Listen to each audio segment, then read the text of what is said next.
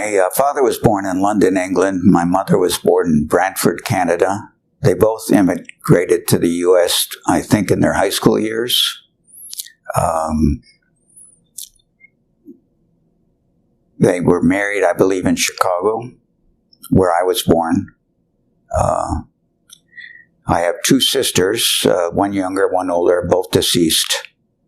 And when my younger sister was born, my father never went to the hospital to pick up my mother. He disappeared. So my mother raised us in Chicago, two sisters and me.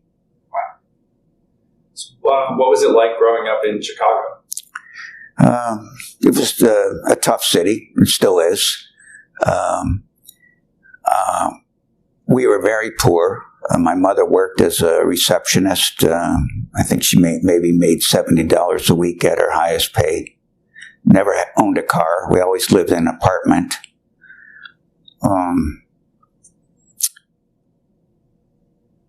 But I think we had a good life. My mother had 5 sisters and 2 brothers, 4 sisters and 2 brothers.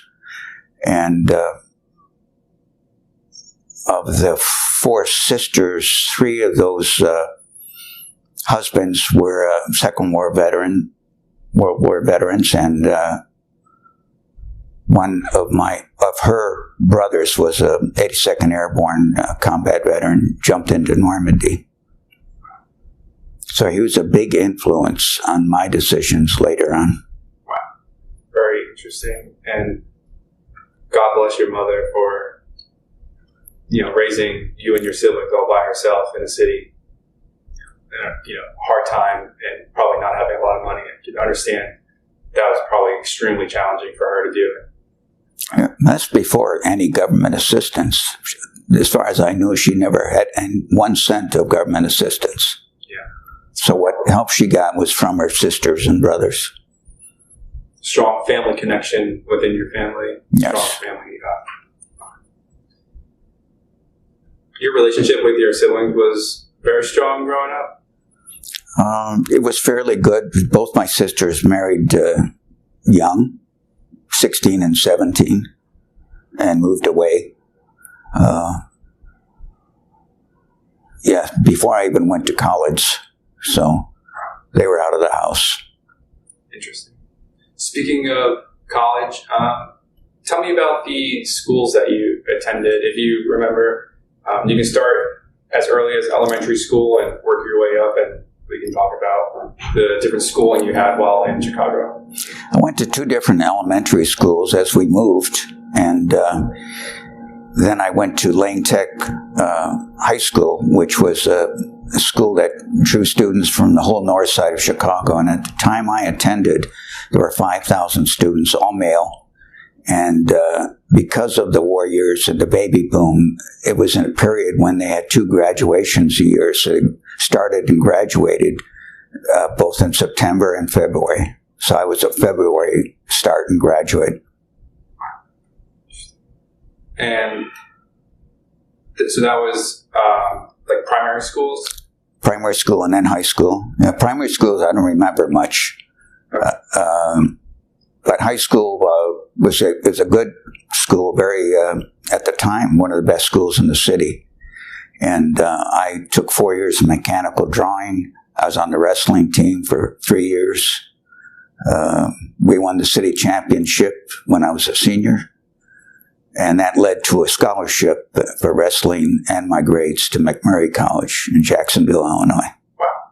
What years were what year would you graduate high school and then transition to college? Graduated in February 1963, and college didn't start until September, so I had a job as a draftsman for 6 months or so until I started college. What was that like?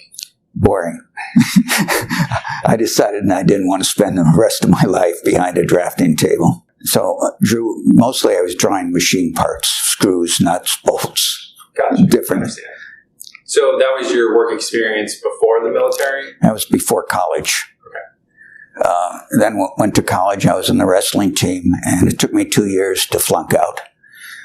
And after I flunked out, I went out to New Jersey where I had a girlfriend from college, and I started working there, actually working on a golf course, construction of a golf course.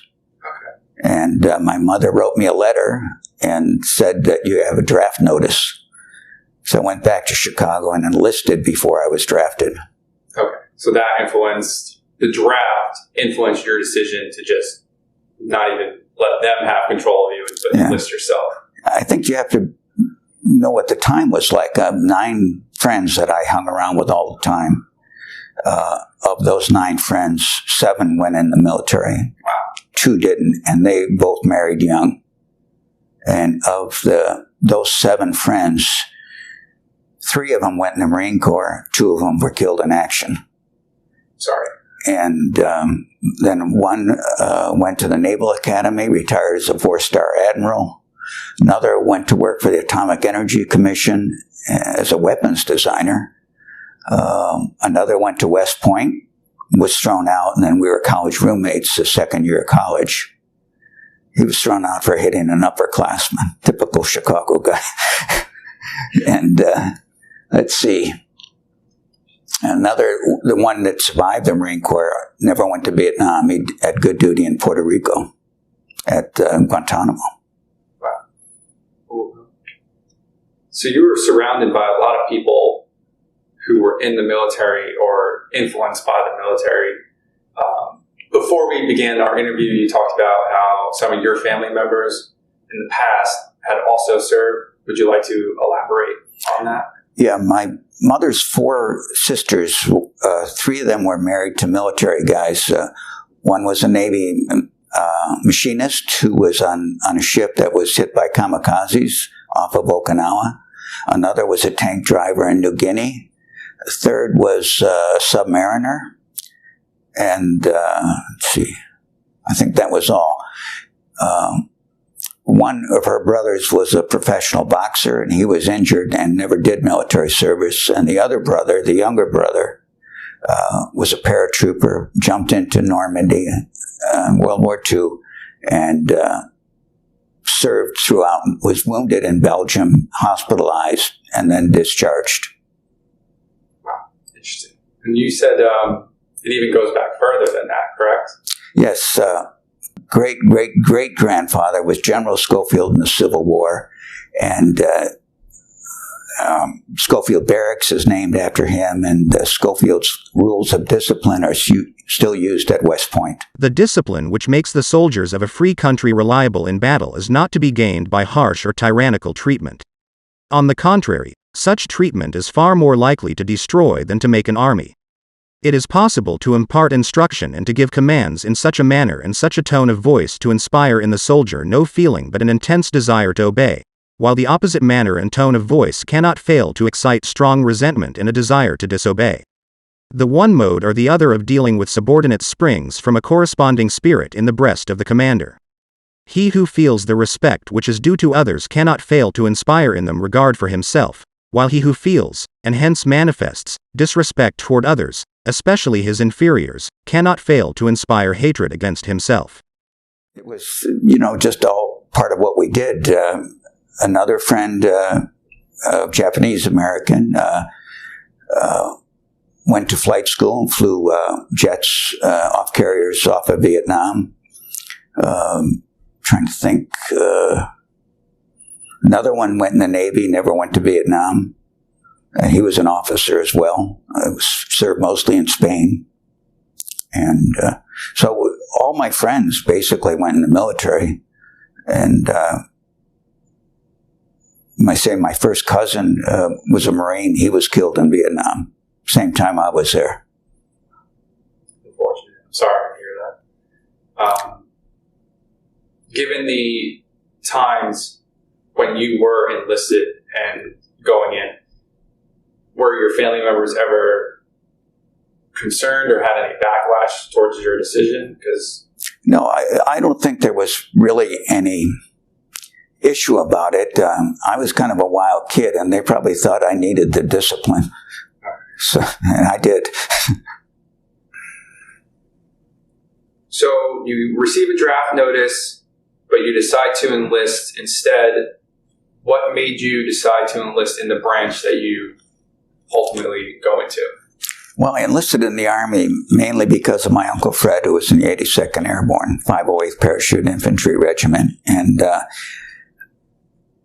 I had been working on a golf course learning how to operate heavy equipment. And I thought, well, I'll enlist as a heavy equipment operator. And then I'll have a career, a job when I get out of the service. And that was my primary motivation. When I got to basic training, again, I had been a wrestler in college and actually went to the Nationals as a freshman. So I was in really good shape. And when I got to basic, I was just astounded at how out of shape most of the trainees were. And I really had qualms about going to Vietnam with those guys. They put me in charge of physical training, and I lasted 2 days. They complained so much that the drill instructors fired me, basically. And I used to box or weightlift on Sundays I had off just because I needed something to keep me in shape. Right. So basic training was kind of a wash. It was at Fort Polk in the winter. I enlisted in February. So weather was not good. Do you remember what year? 66. 66. February 66. There was a lot of meningitis going around during basic training, and it was cold and wet most of the time. And so I was in basic training, and the Special Forces recruiters came to the post, and they were playing the Ballad of the Green Beret on the loudspeaker, and it was raining, and our duty that way was drill and ceremonies, marching in the rain. So I said, well, I'll go take the tests. So I went in and took the 2 days of testing for Special Forces. And after, I think there were probably 200 guys that went in to started the testing, and we completed it. It was myself and one other that was asked to enlist in Special Forces.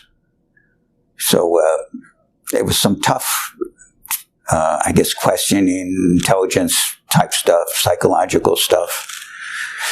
But at any rate, they accepted me in Special Forces.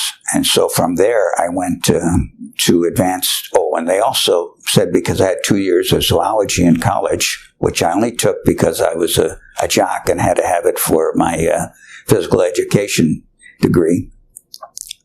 And so they made me a medic, which I wasn't too happy about it. Because ever since I was 16, I had weapons. I was a good shot. I used to go to the rifle range a lot, pistols and so on. So I was not happy about being a medic. So I sent me to Fort Sam Houston for advanced training, medical training, and then from there to jump school. And then from jump school, which I did in July, and then on to Fort Bragg in August of 1966. What was your most vivid memory when you were in training? In basic training, I guess the most vivid memory was that how out of shape these guys were, and that I really didn't want to go to Vietnam with them. Yeah, that makes sense. Did you leave anything behind when you went into training? Like a career, your family, children or pets or anything? Were you just by yourself? Yeah, I was pretty much on my own. After I'd gone to college, I basically never went back to my mother's house, where she had remarried at this point. And so I never really went back there. Gotcha. I understand that. You mentioned how some of your family members might have thought, he might need the military because he was a rowdy kid or anything like that. Did you ever find it challenging to adapt to the militarization? I never found it challenging. I mean, I was always small and skinny for my age. When I started high school, I wrestled at 95-pound weight. And when I graduated, I was wrestling 112 pounds. So I was always small and skinny, and I was almost always in a fight of some kind or another. Someone would say something to me the wrong way, and I'd fight. That was just the way it was growing up. Gotcha. Gotcha. And my mother always said, you never take any crap from anybody. Especially don't let anybody give any crap to your sisters. So I was fighting all the time. So I guess I needed some discipline. Yeah, that makes sense. What was the biggest challenge you faced when you were in training? I think in training, basic training, being around people from other parts of the country, I had some experience with that in college, but it was really interesting to be around people from New York, from the South, and trying to understand their dialects. So that was one issue, and I think at that time, a lot of the NCOs were career military guys, and probably not the brightest bulbs. That was long before they had NCO training and testing and, move people out of NCO positions when they couldn't hack it.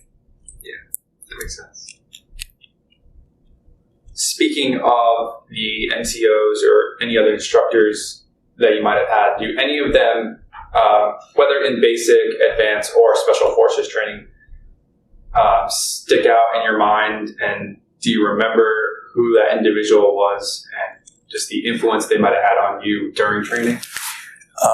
There were a number of really professional NCOs. Most of our training was done by NCOs and some officers, medical corps officers. But the NCOs were fantastic. A number of them had been Korean War veterans, some even World War II veterans.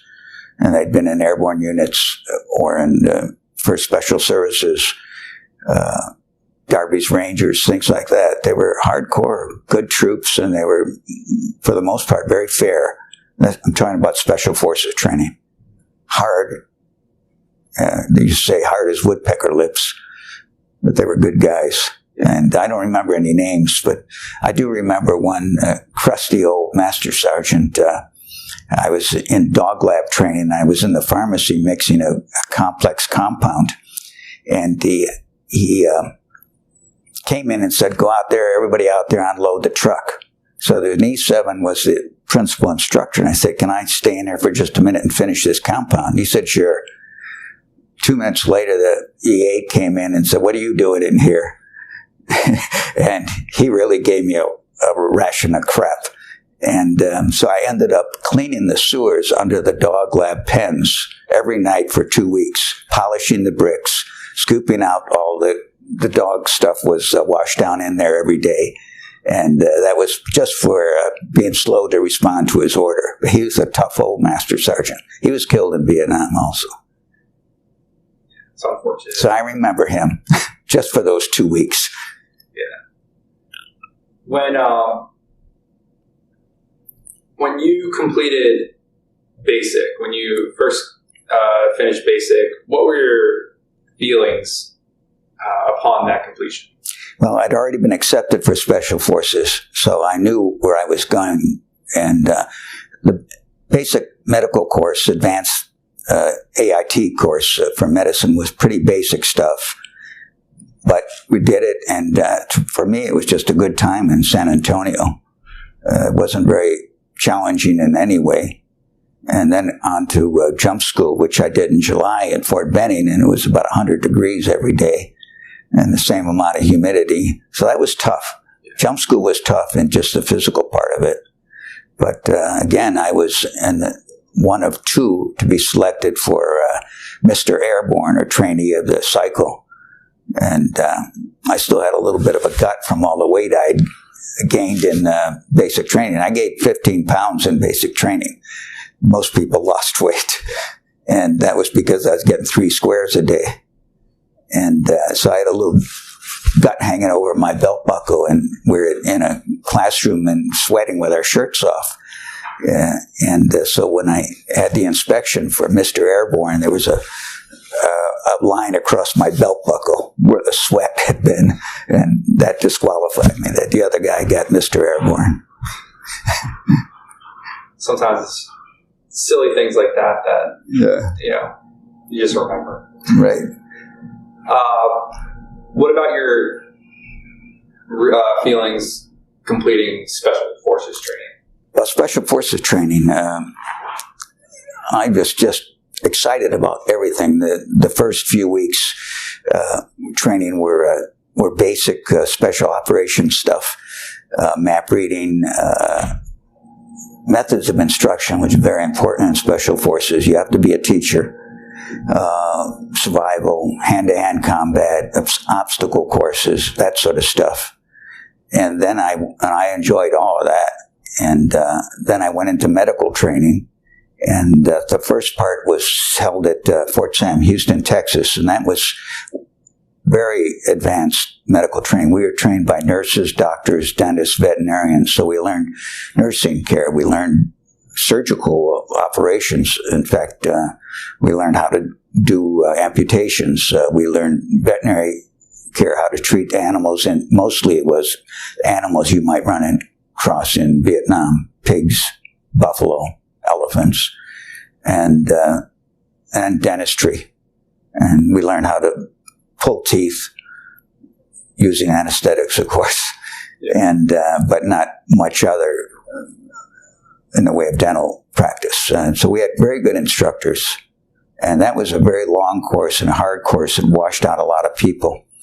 And then from there we went to an OJT, which was 4 weeks at a hospital. And I went to Fort Dix, New Jersey, and there we rotated through various specialties: surgery, dermatology, emergency room. Trying to think, there was 4 or 5 rotations we went through with physicians, side by side, shoulder to shoulder with the physician. Good training. And then when we weren't in training, we used to all, us medics, my buddies and I, we'd go to the emergency room and sleep in the emergency room on a table and ask to be called if any good cases came in that we could work on, and which we did. So gunshot wounds, which were not very frequent in the military, but one trainee blew his head off with his M14 on the rifle range. Another time, working on the ambulance, we went out to the housing area, and it was a black housing area, and we picked up a guy who had been shot in the liver, and I knew he was dying, but we got him to the hospital. So OJT training was very good. I got a chance to work with recruits, do sick call in the dispensaries. And then we went on to the most difficult part, which was dog lab. And in dog lab, they took dogs from the pound that were going to be destroyed, and took them, we put them in the large cages, and then we brought them back to health with good diet and inoculations if they needed it, and cleaned them up. And so you got to know your dog, your animal. And you bonded with them. I did with mine.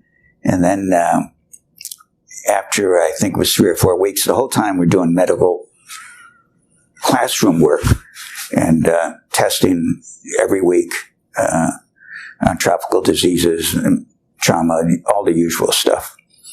And so then the dog would be anesthetized and then taken into surgery, and you would amputate your dog's foreleg with a surgeon watching you to make sure you did proper amputation.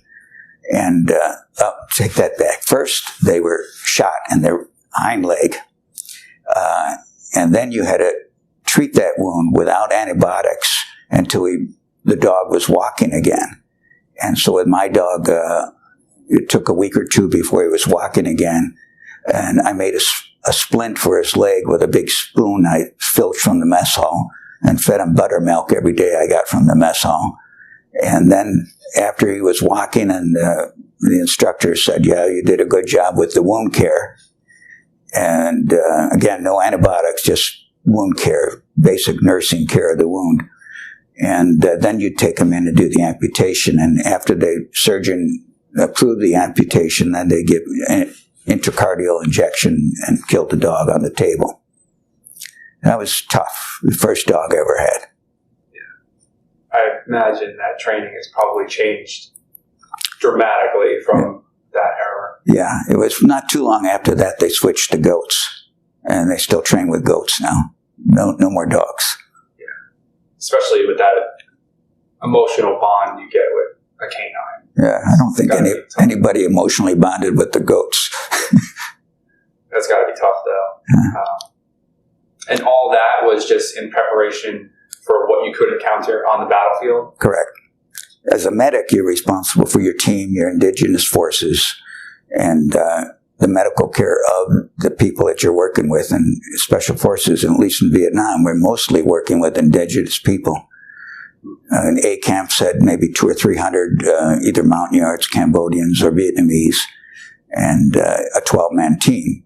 So a 12-man team would run basically several companies or a battalion of indigenous troops. And I went to SOG, Studies and Observations Group, which was the cross-border operations into Laos and Cambodia. So I went from Okinawa to Vietnam in that operation, and all my troops were Chinese Nung. And so we had a company of Chinese Nung that our team was responsible for training for and leading in combat. So anyway, the medics are responsible for the health and welfare of the team and the indigenous people. So were you, with all the medical training you had going into special forces, your primary role was medical support? Or were you infantry or something different? In special forces, your primary duty is special forces, and medic is your specialty. Okay. So you have to know all the responsibilities of the other guys on the team. You have to know some of their MOS, demolitions, communications, and operations intelligence were the basic specialties. And we all, of course, all carried weapons. We're proficient in our weapons. So in dog lab training, not only was it typical in that we had to study and take written tests every week, but we had to care for our dogs and then do the operations, of course. But it was especially difficult for me because 2 weeks I was cleaning sewers every night, so I wasn't getting much sleep. And I still passed the test, but of the guys that started the medical class with me, only 11% graduated. So the medical training was pretty tough. And I was lucky I had that 2 years of zoology in college. It gave me some background anyway. I was definitely disappointed. I asked if I could keep the dog and ship him back to Chicago, and they said, no three-legged dogs running around Chicago. We don't need any more publicity. But he said, you have to kill it. And this was right in the operating room when I asked to save it, and they said no. And we were all scrubbed, everything. We had an anesthesiologist that scrubbed them, and it was basically like an operating room. And that night, after the first surgery, when the dog was shot in the hind leg, I slept on the floor with it all night because it had fluctuating temperature. It was go up and go way down.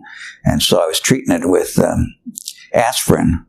And the only way I could give the aspirin was put on a tip of my finger and put it up its butt. And then it would get too cold, so I'd filch coffee from the NCO in charge who was sleeping, coffee pot, and fill rubber gloves and warm him up with that and cuddle with it basically to warm it up. So that's what kept my dog, I think, from having serious problems after it was shot the first time. I think probably was over-anesthetized. After medical training, then we went to the final phase of special forces training, which was more classroom work and also a field operation where we jumped into North Carolina and into the mountains, and we were supposed to work with a guerrilla group that were made up of civilians and 82nd Airborne troops. And so we did that 2-week operation. That was my first tree landing at night, which was fun. Landed in the top of a tree. And so once completed that training successfully, then we were given our Green Berets and shipped off to our unit. Okay. And what was that first assignment after training? First Special Forces Group in Okinawa. Okay. And what were you doing there? Started out, I was a Spec 4, Specialist 4. I'd been promoted while I was in Dog Lab. And first assignment was to work in the Special Forces dispensary where you treated Special Forces troops with day-to-day stuff, colds, the normal stuff, a lot of VD. And we also trained other military personnel, including MPs who had a barracks right above our dispensary. So I did that for 4 or 5 months. I was then promoted to sergeant. I think I'd been in the Army 20 months.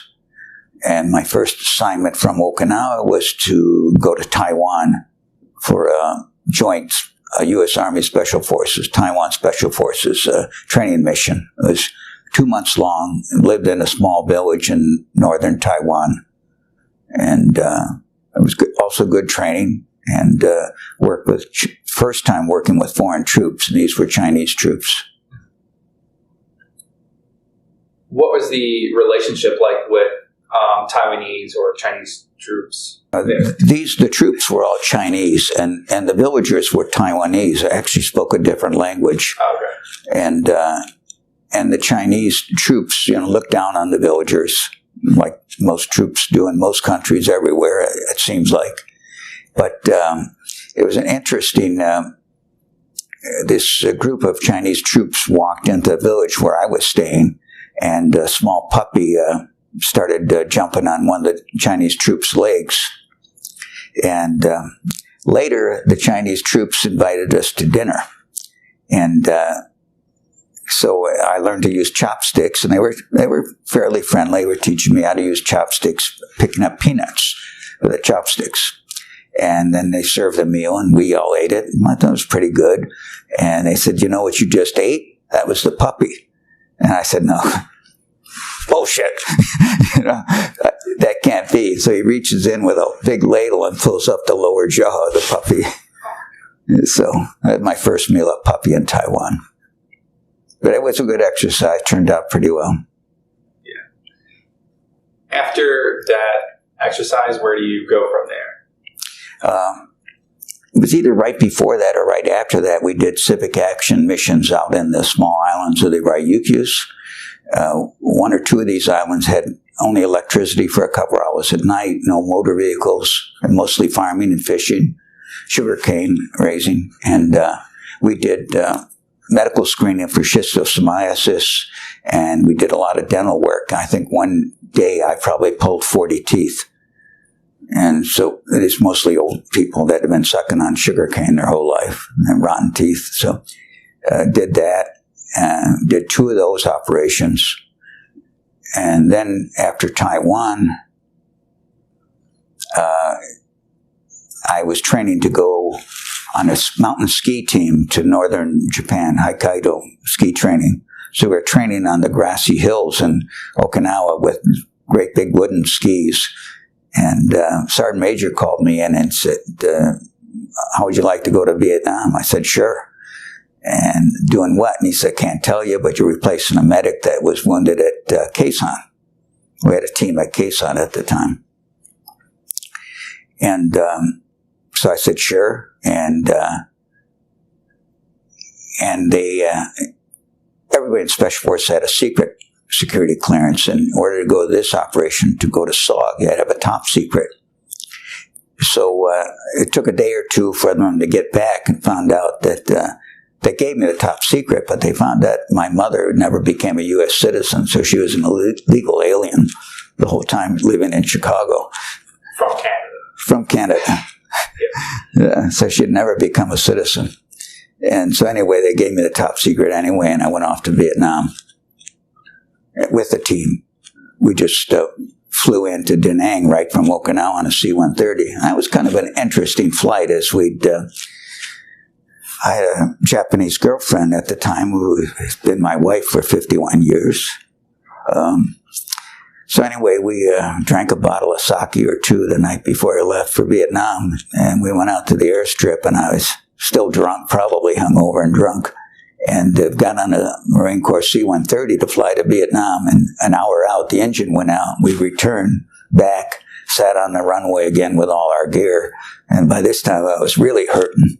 And then we got back on the C-130 and flew to Vietnam, and an hour out of Da Nang, another engine went out. So we landed in Da Nang on 3 engines. That was my start to Vietnam. Yeah.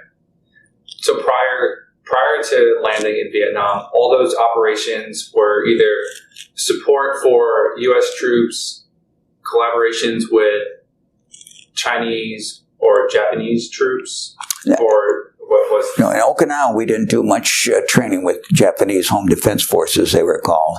I don't think there were any there because it was still a U.S. protectorate. Right.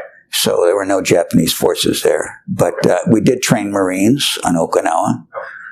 We did field exercises in the northern training area with Marines, and basically I would give them medical training, how to give them morphine syringe, how to put a tourniquet on, bandages, that sort of stuff. And we also, well, this is later on, right before I was discharged, but I was part in the northern training area in Okinawa. And I was an instructor there where we did training for troops, Army and Marines going to Vietnam. And part of, so like doing the dentistry and like pulling teeth for individuals, was that also strictly like for military purposes, or was it also sort of like a humanitarian? Humanitarian. These were all Japanese civilians that we were treating on the island, small islands. As far as when I worked in the dispensary, we didn't do any major stuff. It was basically treating normal things. There was a lot of BD in Okinawa, and so we did a lot of treatment for gonorrhea and so on. Okay. And then you land into Vietnam after the engines, the 3 engines going out and all that. Now you're going to an actual war zone at this time. What are your feelings arriving in Vietnam? Well, again, I volunteered to go to Vietnam, and I was looking forward to it because all my training, I thought, I've got to put it to use. I've got to get over there and do something. And so I remember in the ride in it's basically a bus with wire mesh over the windows from the airfield to our camp, which was south of Da Nang, called Marble Mountain, right on the China Sea. So it was a beach area and then a camp, and it was restricted to only SOG personnel, Studies and Observations Group personnel, so no even regular SF could get in there. So it was top secret base, and I joined my team that I knew maybe 2 of the guys on the team in Okinawa. I didn't know the rest. Most of the senior NCOs didn't associate with us, lower ranking guys. So anyway, I met the team when I got there, and I was the junior medic on the team. And senior medic was a good guy, an old special forces type. So anyway, we got to Vietnam, get there. In fact, they were doing grilling steaks and drinking beer on the beach from whenever we arrived. And I thought, so this is the way, I'm going to love this. Never happened again. But that was my first day in Vietnam. And so we had a longhouse, basically. Half of it was supposed to be Vietnamese special forces, and our team in the other half right on the beach in the sand, basically. And that's where we trained our troops and launched from there to other launch sites before we went into Laos, which was, again, all top secret. And it's been declassified. Our first day, actual duty day there, I arrived on a Sunday, and the Monday we had a classified briefing, no notes, and we had to sign a disclosure saying that, you're going to go to Leavenworth if you ever disclose anything that you're hearing today. And so they pulled the screen back and showed the map of our operating area, which was in Laos. For our area, was Laos, basically.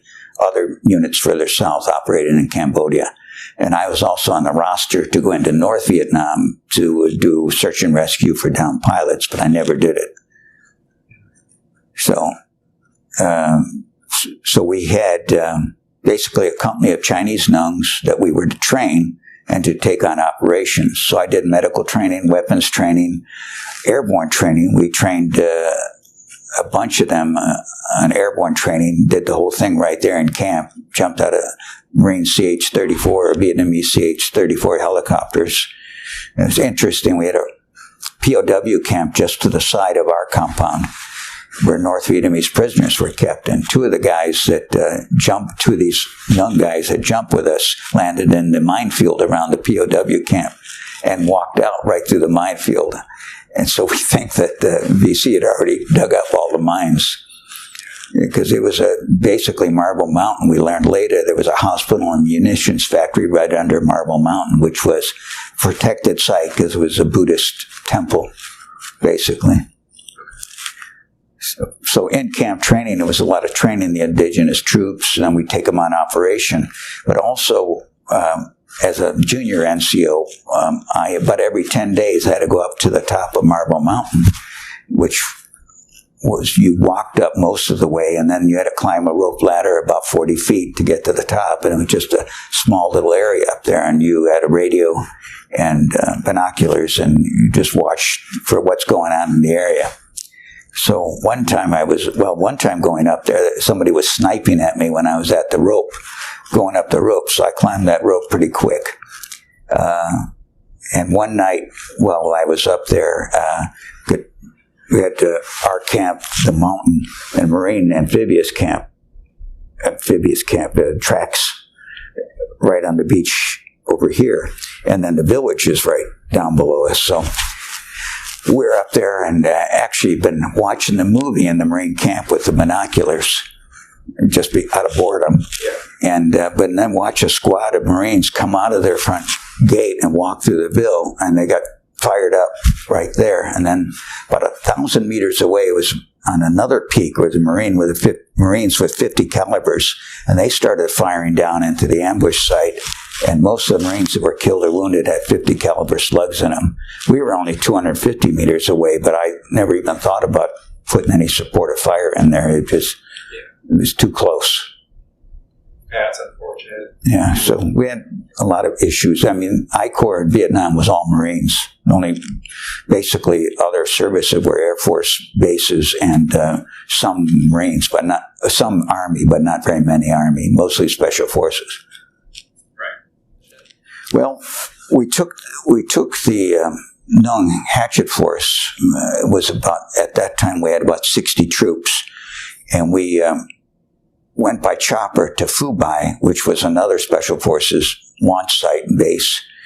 And we combined with about 60 Cambodian troops in this camp at Phu Bai.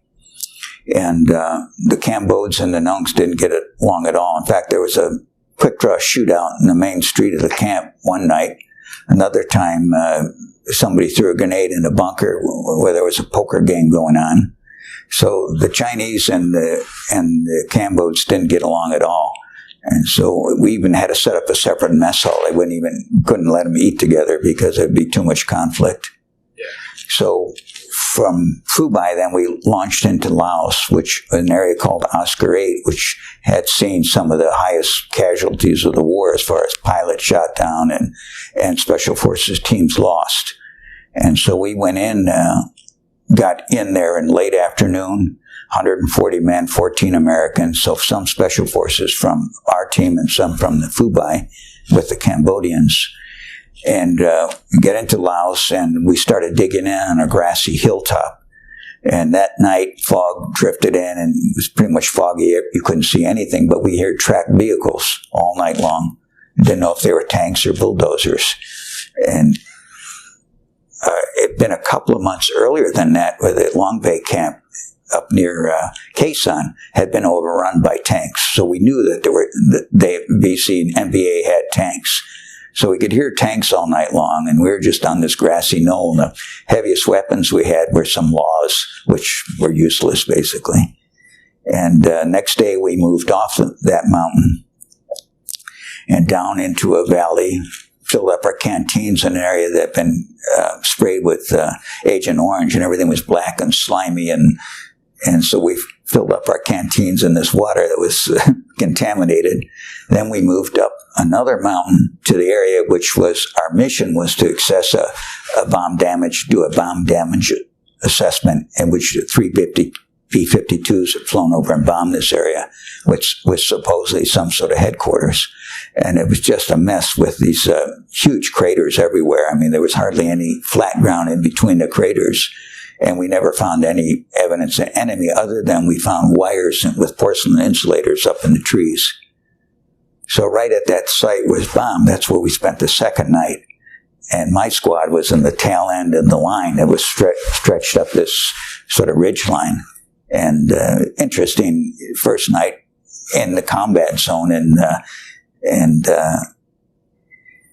we had leeches, of course. I had one leech got on my leg and it came off during the night, so my whole leg was covered stiff with blood when I woke up after only an hour or two sleep. And but that night, before sleeping, we could see over in the next mountain just hundreds of lanterns going up and down the hills. So we were in a really hot area. Yeah. So the next day, we moved up to the top of this mountain, and we dug in there. And basically, it was bait for the North Vietnamese.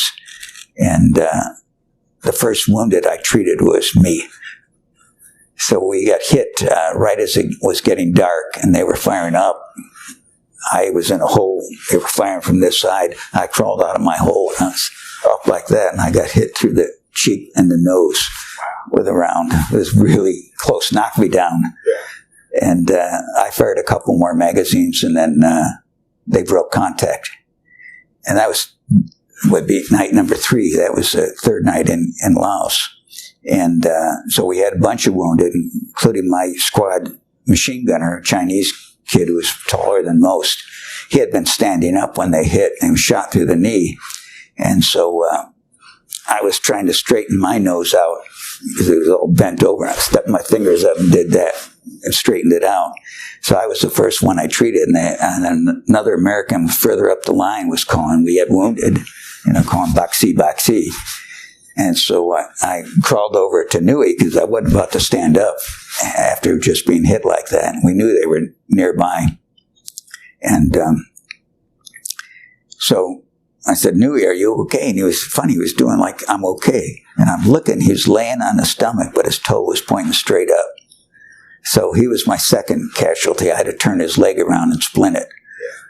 And morphine, of course. And it was too dark. I couldn't get an IV in, so I saved it. I only had one IV anyway. So I saved it. And the next day we had bombing all day long on both sides. Everything, gunships, Spooky. We had Spooky at night firing up, and then we had F-105s and F-4s bombing. And they were so close, you could actually see the pilot's head as they flew by, because we were up on this ridgeline. You could see their head, and the Americans on the other side of me, on the other side of this ridgeline, dug in, had his M79 laying in the dirt, and he got a pellet from a CBU through his M79 barrel. That's how close they were putting it in. Another Nung calling again for Baxi medic, and I go crawling over there, and he's pointing to this huge hunk of shrapnel from a 750-pound bomb, and it was concave a little bit, and apparently it had come down through the trees and landed right on his head. And he had a goose egg that was, I swear, like that, just like a cartoon goose egg on the top of his head. And all I could do was give him some aspirin. Yeah. And I said something like, call me in the morning, take 2 aspirin and call me in the morning. But yeah, so they were putting in the air and pretty close, and they daylight bombed all day and then Spooky all night. And then we called for extraction, and Powers B said, you're on a 5-day mission. This is day 3. Call us back in 2 days. And we knew we were surrounded. So the next day I had maybe 20 wounded, 1 American killed from the initial assault.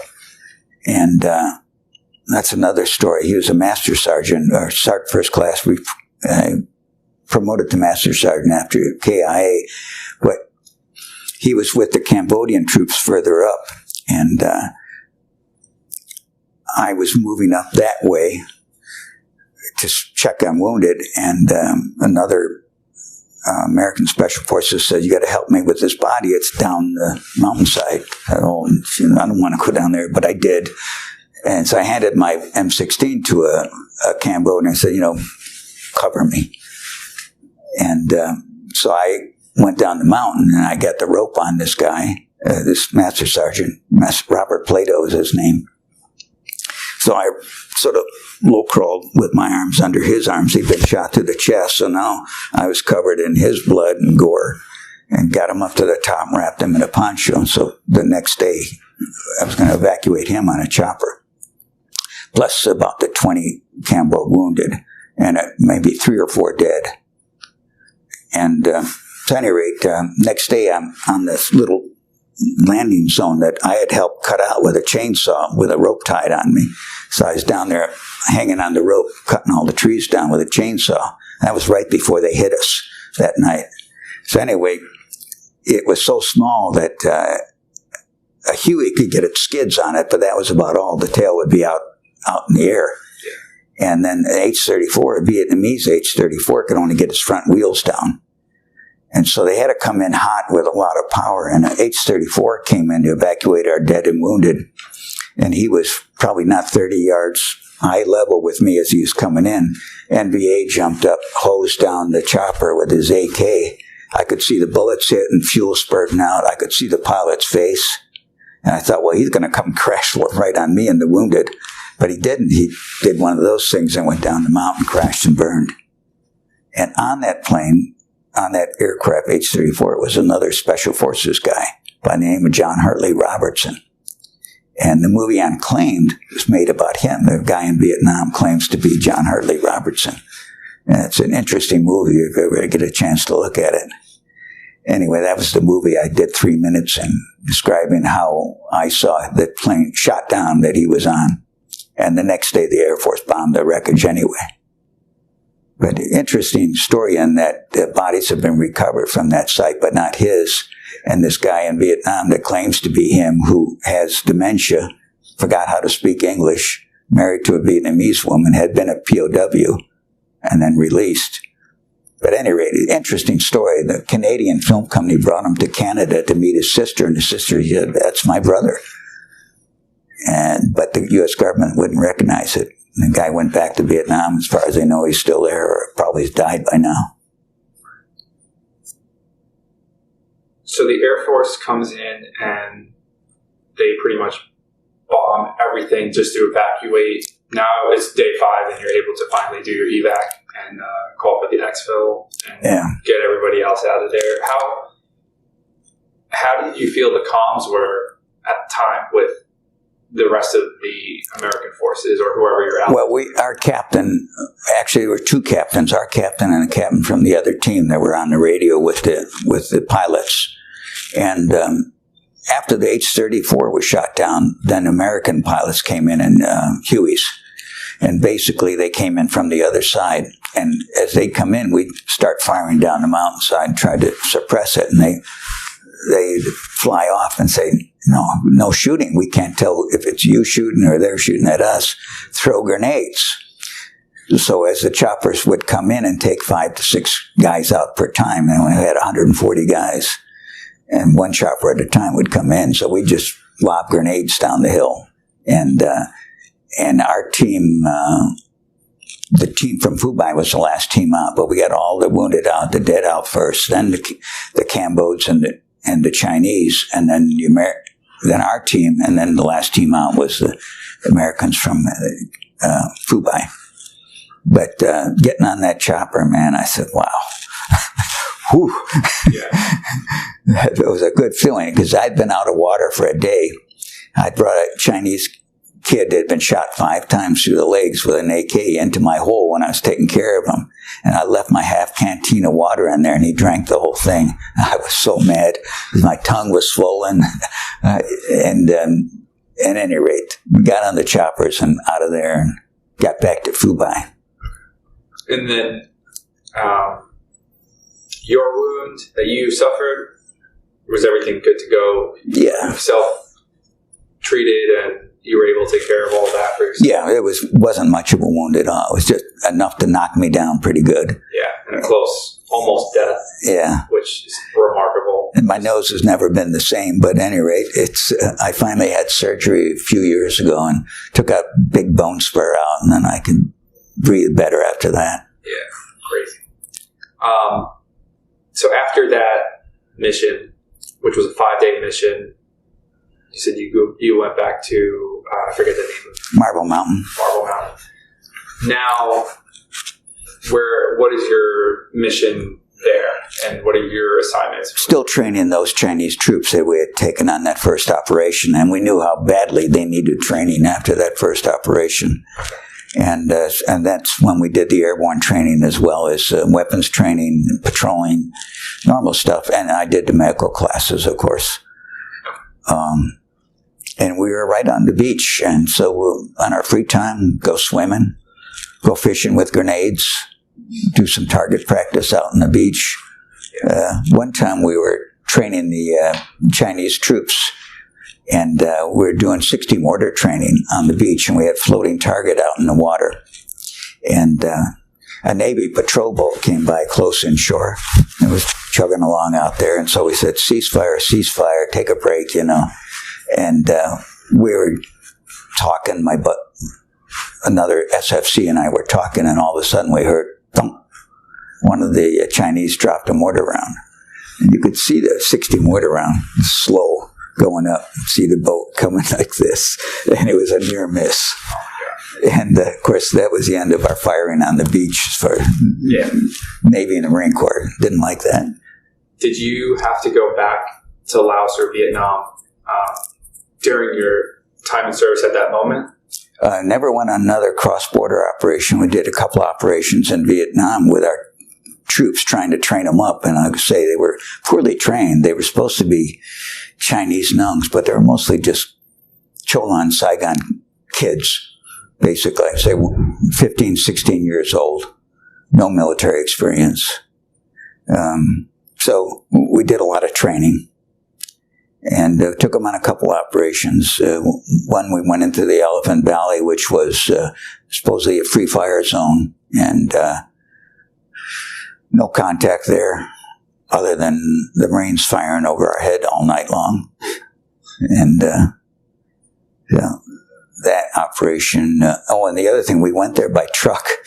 So everything's I Corps, Marine Corps. So we called the Marine Corps and said, will you please minesweep the road ahead of us? We're going to the Elephant Valley. And so about halfway there, we see the minesweepers coming towards us. Okay, we cleared it the old-fashioned way. You can turn around now. Yeah. So it was just a lot of foobar with, working with Marines. And another time, in this ville right next to our camp, there's a crossroads where the road from Da Nang went through and going south, basically. And so the Marines find a small mine in the intersection. So they put a demolition charge on it, and they go back 15 or 20 feet and blow it up. And there was a 250-pound bomb under it and killed a bunch of Marines and civilians. So it doesn't, I know it's like anti-Marine, but it just seemed like there was so much of that going on there. The Marines just had poor leadership. And I understand now why my two friends, my cousin and my good friend, were killed. It was kind of wild. We had two radios. We had the PRC-25, and then we had this HD-2, which was a handheld thing that took 6 or 8 D-cell batteries, and big clunky thing. And at the time we were in the Elephant Valley, I spotted 2 black-clad guys running through the rice paddies below me, and I was on the ridgeline, basically, and I tried to call my lieutenant, who said, don't fire unless I give you permission. But it was a free fire zone, and these guys were in black pajamas, and so I get on the H2 and I'm calling, no contact. And by the time, they just disappeared into the trees. So I never did get to take a shot at them. But the radios were not good. So, is that the extent of your first time in service? Back training individuals, different, Chinese military, our military again, and that. Then I went back to Okinawa, and that's when I went up to the northern training area, and we were training Marines and Army for deployment to Vietnam. And we had a course for the Marines where they'd come in on a rubber boat, run through a swamp, and then we'd train them in repelling and weapons and things like that. But when they run through the swamp, we'd put charges in the mud and blow them up as they went through, and try to give them some sense of what combat would be like. And then we had machine guns in blocks that we'd fire over their heads.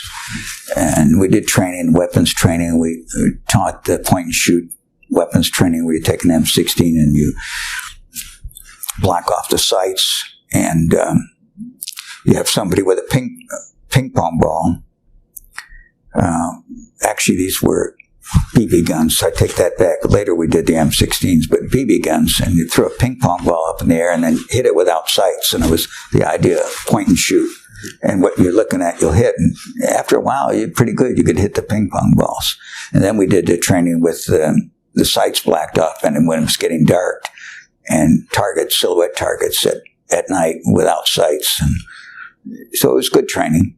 All that's in Okinawa. All in northern training area, Okinawa. We had all kinds of weapons, foreign weapons, U.S. weapons, and guys like me, they were weapons nuts. I love shoot 50 calibers and anything I could get my hands on. And M79s, the 40 millimeter grenade launcher, which was a lot of fun. And we had bunkers built that we could try to get the M79 through the slit of the bunker and things like that. Yeah, it was good training. But I'd already met my wife, and I'd asked her to marry me, and she said no. She said, I'd never marry a crazy special forces guy. She said, if you get out of the Army and get a good job, then I'll think about it. Yeah. So that was one of my motivations not to re-enlist. Okay. So is Okinawa your last duty station initially?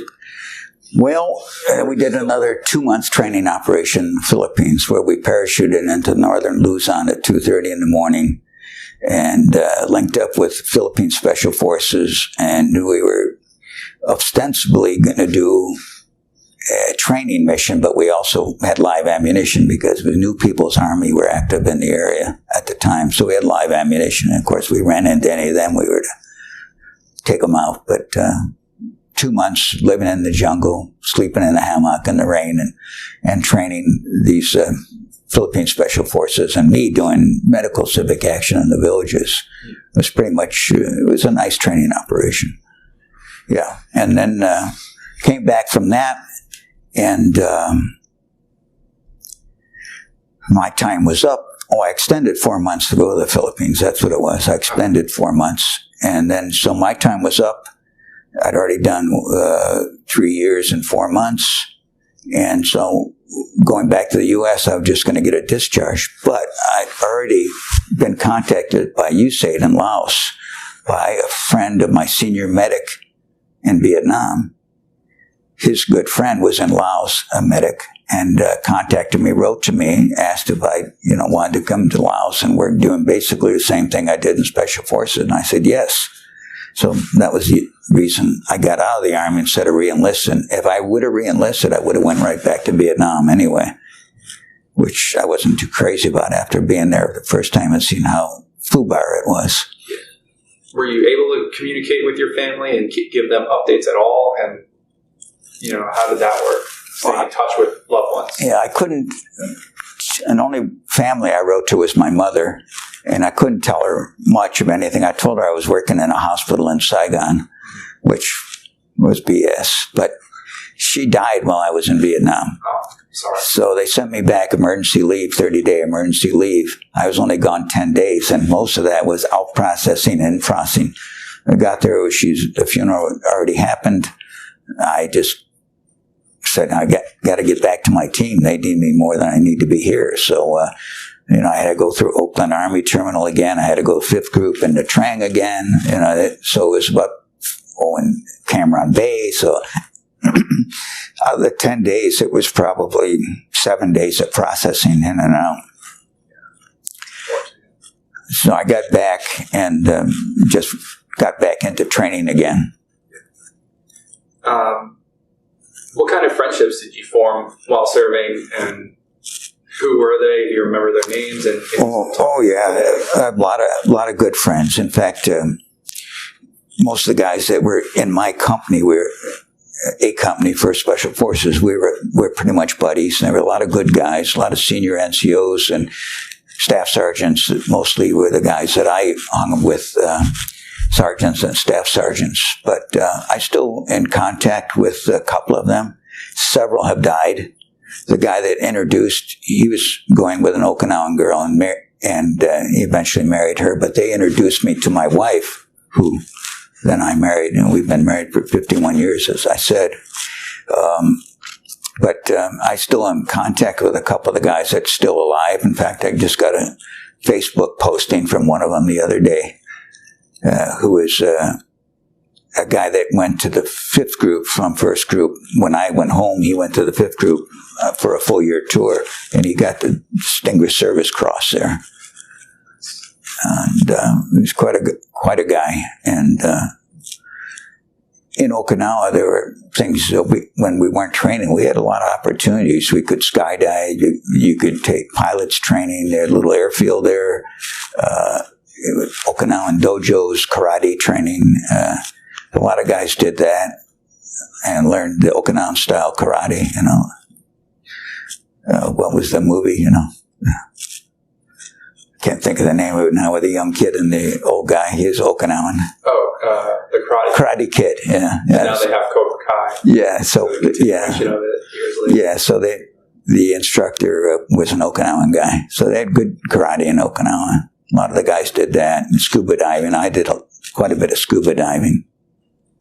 So you did have a lot of time, at least, to get away from the warfare and have some recreational downtime and do some leisure activities. Yeah, and Okinawa was a great duty station. We did a lot of parachute jumps. We had a 90-ton tugboat for water jumps that would go out and you could jump into the Pacific there. And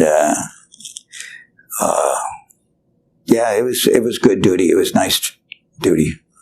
Did you recall any humorous or unusual events that might have happened? And if you did, are you able to share them? If not, we could talk about it offline. In Okinawa, again, we were always fighting. And Okinawa was also full of Marines. And I had already developed a bad taste for Marines. And so we were always fighting. We got into a fight with a bunch of MPs. And they turned out to be mostly Army, but 4 or 5 of us get locked up in the, not locked up, but in the police station, and we're all handcuffed on a bench, all lined up. Maybe there were 6 or 7 of us. I was the only one they didn't handcuff. So this big MP, Army MP, comes walking down the line, starts slapping everybody around. They're handcuffed behind their back, can't do anything. And they're slapping them all. I said, you raise your hand at me, I'm going to knock you on your ass. And he did, and I picked him up, wrestling double leg takedown, dropped him right on his head, and they beat the hell out of me. They handcuffed me behind the back and just worked me over with boots and nightsticks. And so then I end up in jail, and the sergeant major, 4 in the morning, comes and gets me and just laughs. And the sergeant major, who turned out to be a really good guy, the same guy that asked me to volunteer for Vietnam. But at any rate, so I then get 2 weeks of extended duty as my punishment. And so the extended duty is to clean the group commander and the group sergeant major's office every night after duty. And, mop the floors, empty the baskets, do all that stuff. And so I go in the first night of my extra duty, and the group commander is Robert Roll, is a famous Special Forces officer who was the guy that was imprisoned in Vietnam for the killing of the Vietnamese double agent. And he was 5th Group Commander. Creighton Abrams imprisoned him, and he ended up, washing out of the military. But he was a great officer. So anyway, I told him the story of what happened with the MPs, and both he and the sergeant major just laughed and said, "You're dismissed, no extra duty." And so when I was leaving for home, he was at the airport going to Vietnam, where he would end up in prison, jail, and all that stuff. And he came over and talked to me, surrounded by all these officers. I was just an E5 sergeant. And he came over and talked to me and, asked me how I was doing. He remembered the whole story about the fight and all that. And there's a little bit more to that story, but I won't go into it now. But at any rate, so he came over and talked to me and wished me good luck and everything. And then he went on to Vietnam and ended up in that trouble over that killing of the double agent. But he was a great officer, and the guys would have followed him anywhere. I think the best part was just being around these senior NCOs that were World War II vets and Korea vets, airborne. They were just straight and tough and really smart. I mean, we had a number of guys that were college-educated NCOs. We had one staff sergeant was a lawyer. And so we had great guys. I was just so honored to be amongst them and be accepted by them. And that was, I think, the best part of Special Forces for me up to that point. Okay. Were the men. I mean, I was just a young kid, basically, and they taught me everything I needed to know. How old do you think you were at that time? In your mid-20s? I turned 21 in basic training, so 22, 23. Yeah. So still a very impressionable young man who still had a lot to learn. Right. And those guys worked hard. Yeah. Knocked me into shape. So you get discharged, and then you transition to doing this operation in Laos as a job, as a contractor? It was a contractor, Federal Service Reserve officer, Foreign Service Reserve officer. And so I went back to Chicago, and it took 6 months for them to get a new top secret security clearance. I already had one to go to SOG, but it took 6 months for that paperwork to go through. So then I go to Washington, supposedly for training, and it was about 2 weeks, and it was basically how to get your passport. It was a diplomatic passport, how to fill out all these forms and do all this for your American Express card, and just that. Not much training. They showed a movie of Pop Buell, who was a guy working in Laos, and I think there were about 15 other people in my class. None of them went to Laos. I think I was pulled out just to see that movie at one point. But anyway, after 2 weeks, put me on an airplane, sent me to Vientiane, Laos. After 3 days in Vientiane, the capital city, I was up country working. So what did you do in Laos? I was a medical supervisor, public health advisor for Military Region 2, which at that time had a population about 250,000, and where the heaviest fighting in the war was going on. It was where the special guerrilla units, mostly Hmong and other hill tribes, were fighting the North Vietnamese. So I had a warehouse full of medicine. I had about 100 medics and nurses, 70-something dispensaries out on the mountaintops all over northern Laos. And my job was to train them, supply them, pay them, and keep the thing going.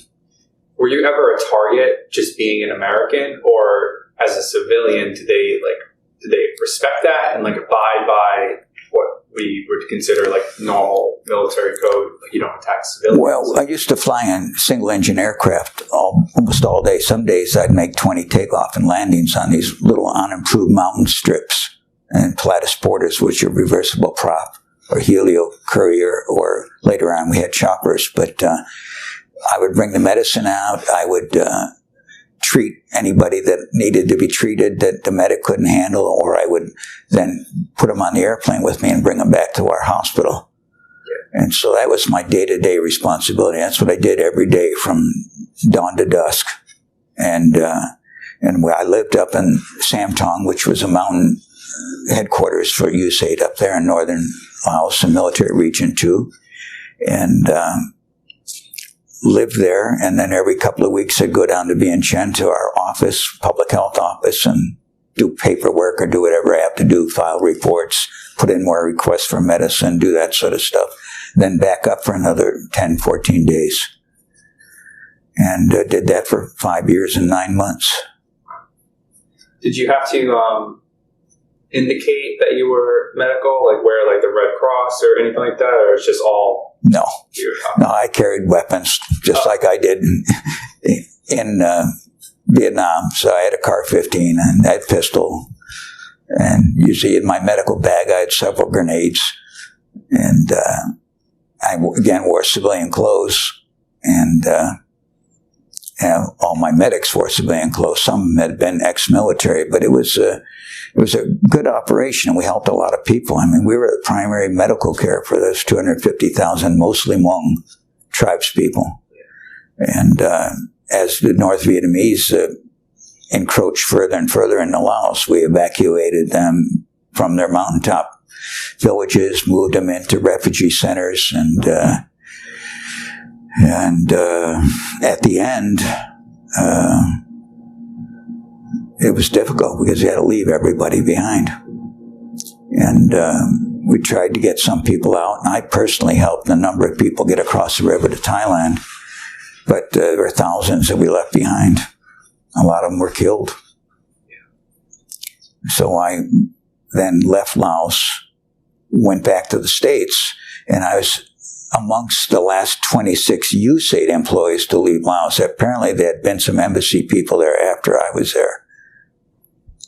But we were kept in a compound where I happened to live for 2 weeks, surrounded by Pathet Lao guards, and kept there for 2 weeks. And it was every day dicey whether we were going to get out or not. Finally, they let us out. And my wife and son had already been flown to Bangkok about 3 weeks earlier, so I'm staying there with the other dependents. And we met them up in Bangkok and then flew home and started the next chapters in my life. Well, I had basically nothing, nowhere to live, no car. I had some money in the bank. I'd saved money while I was in Laos, and I was married, had a 2-year-old son. And so we moved in with my sister for a short time till we found an apartment. And I started working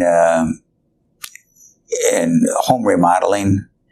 Got trained by a good guy, a good carpenter, and so I started doing that and went back to school at night and got my degree. And just as I was about to graduate, I got a call from Ross Perot, who I'd met in Laos, and wanted to know if I wanted to go over to the Sinai and the peacekeeping team. And I was to graduate in 2 weeks, and I went to Houston to interview, and they said, you got to start in 10 days. And I said, I'd like to graduate. It's been 16 years since I started college.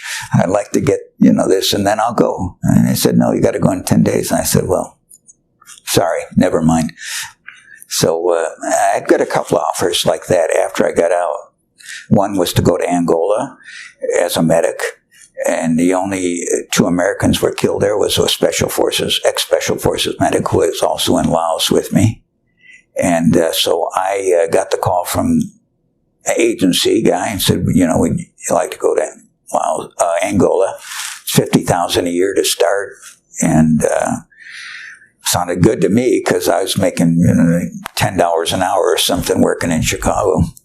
And so his guy says, I'll get back to you in 10 days, 2 weeks, and we'll have everything all set up. So one morning during that time period, I opened up the Chicago Tribune, Angola Falls. So I missed that one by the skin of my teeth.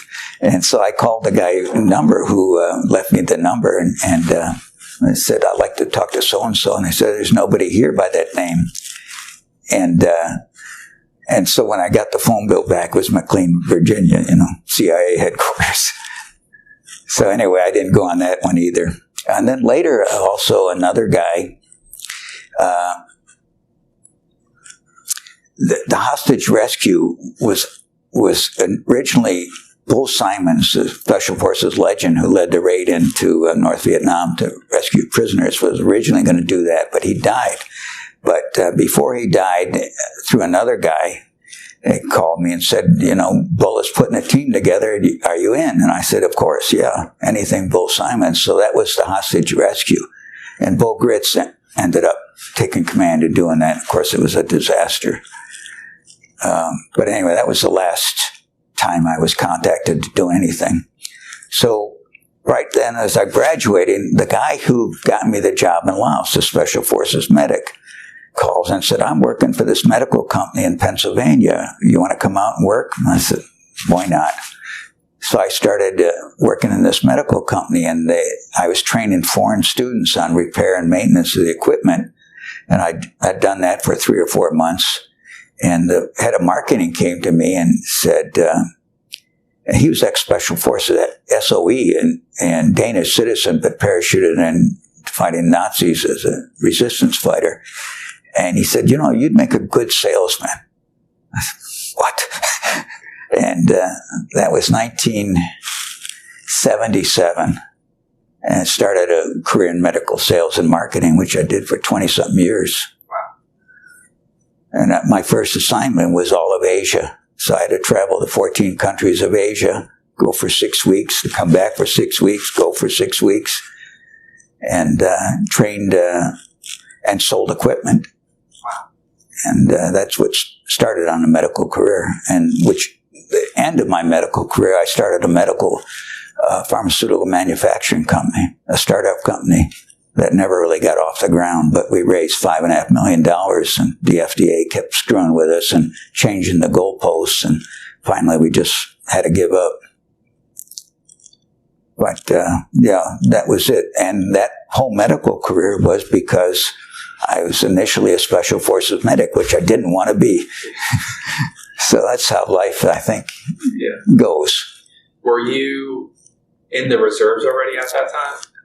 In the beginning stages of your career? After, let's see, I'm trying to think. While I was going to school, I joined the reserves. Yeah, when I got back to Chicago, probably within a year of getting back to Chicago, I joined the reserves. And this was the Illinois National Guard, actually. And they had a program then, if you were an E5 in combat with a college degree, you could get a direct commission. So I was given a direct commission, second lieutenant. By then, the guy in Pennsylvania had called and said, you want to come out there? So I left the National Guard, went out to Pennsylvania, and joined the 11th Special Forces Group out there. And so I was a Team XO out there. And so then, after coming back from Pennsylvania, back to Chicago, I joined 12th Special Forces Group, and I ended up retiring from the 12th Special Forces Group as a major, and I was commander of headquarters and support company. So I spent almost all my reserve time, other than less than a year, in Special Forces. That's great, though. Mm-hmm. You still able to utilize what you've learned in your career that you did outside the military, but also still contributing while being in the reserves and helping with those other military members. And it's I had some good duty in the reserves. I was a team commander, ODA commander. I was an assistant intelligence officer for the group. I was a group medical operations officer. I was a battalion S3. And then the last assignment was commander of headquarters and support company. It was a 385-man company, basically, and I had one major and 4 captains under me. And that was interesting duty. What is your proudest moment of your career? You had a very lengthy career. When it comes to the military, what are you most proud of?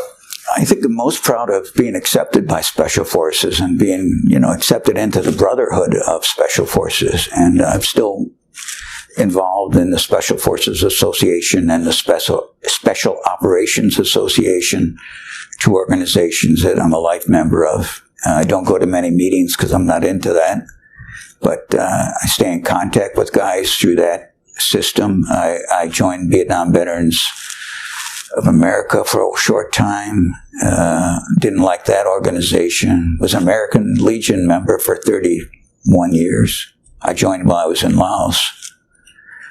So I think the military, it taught me many things. It taught me responsibility, first of all. And the main thing is it taught me that I find so lacking in today's world is it taught me to take responsibility for my actions and not to blame other people or other things, but take responsibility and then go forward. Yeah. I think that was and I think I lacked self-confidence when I was younger, when I was in school. And of course, I had all the confidence in the world when I had that Green Beret. Yeah. It's definitely a very prestigious group to be a part of in the military, and that's remarkable. Yeah.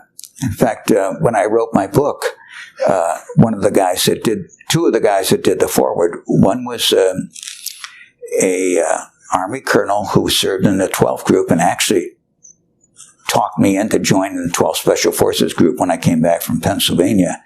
was a POW for more than 5 years, was wounded and captured while I was in Vietnam, and then spent the next 5 years while I was in Laos in a POW camp.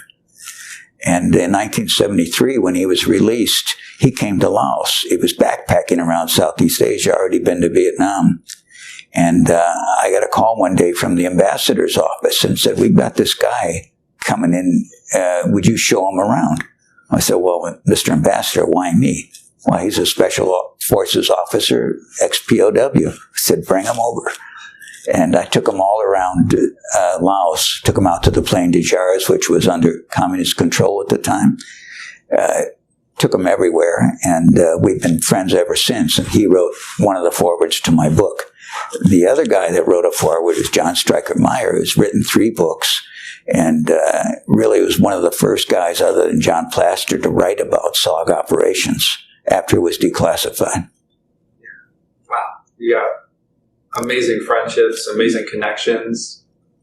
Yep. Such a fulfillment of a career in military service. It's a very unique story you have. We can just keep going on and on.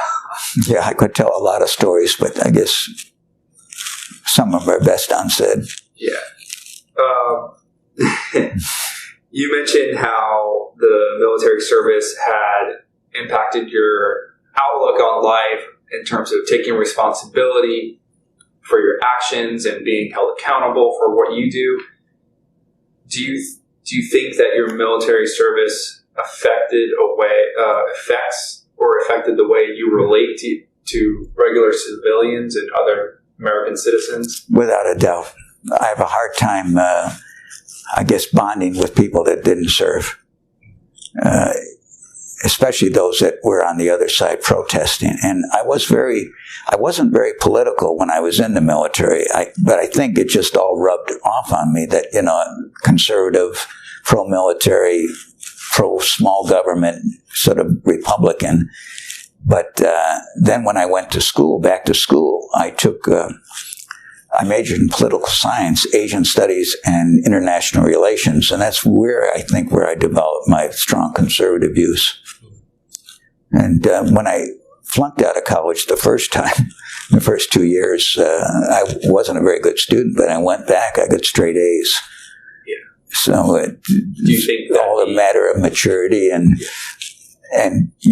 being able to set a goal and accomplish it. And that's something else I think you learn in the military.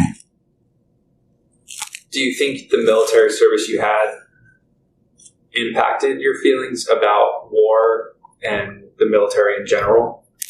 It certainly has. I mean, there's no doubt about it. I think I was still in the reserves when Desert Storm first came up, and because I was on the Special Forces unit at the time, I was ODA commander. We were put on 24-hour alert for Desert Storm, but we were never called up.